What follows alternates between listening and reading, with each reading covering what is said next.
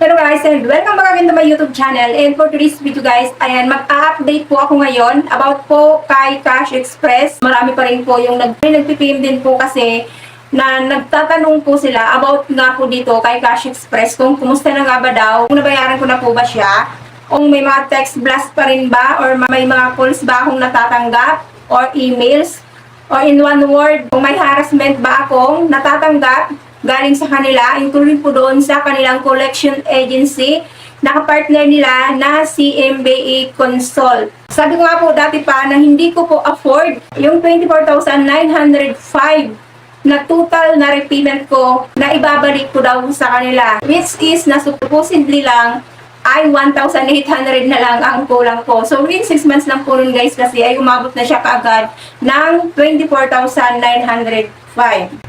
At ayun na nga po guys, dahil nga po sa sobrang laki na niya at hindi rin ako pumayag na mag-pay ng ganun kalaki sa kanila. Dahil dito nga po, alam naman natin at marami na rin po yung nakaka-experience nito, hindi lang ako, na mga kapwa natin borrower, sa naging consequence nung time na napautang sila dito, na nabigyan naman sila kagad ng pera, which is na yun nga yung kagandahan dito dahil makakautang ka nga naman agad-agad. To the point na, at the end, after mo na ma-receive yung pera, doon mo na malalaman yung buong katotohanan nga dahil masyak ka na lang na bigla-bigla na lang lumalaki yung utang mo. Especially nga po, kapag dumating sa time, kapag dumating na yung due date mo na hindi mo agad ma-settle. So yun po yung hindi na maganda dito kay Cash Express. Lalo na nga po, hindi sila tumatanggap kung magkano lang yung i-repay mo. Dahil nga po, meron na po kaagad sila fixed na amount na kailangan mong i-repay.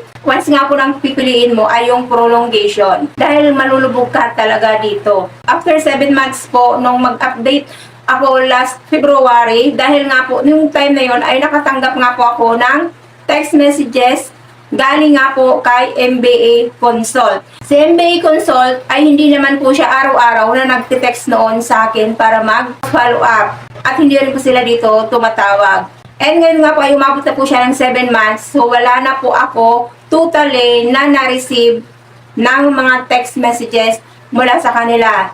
So walang harassment guys, walang text, walang calls, at even nga po doon sa emails. So wala na rin po akong nare-receive. So syempre kapag kaganyan, naging kalmado na rin ako at napaisip na rin po ako na hindi na talaga nila pinalo up yung repayment ko. So, iniisip ko ay closed account na po yun dahil nga po, wala naman na silang paramdam sa akin.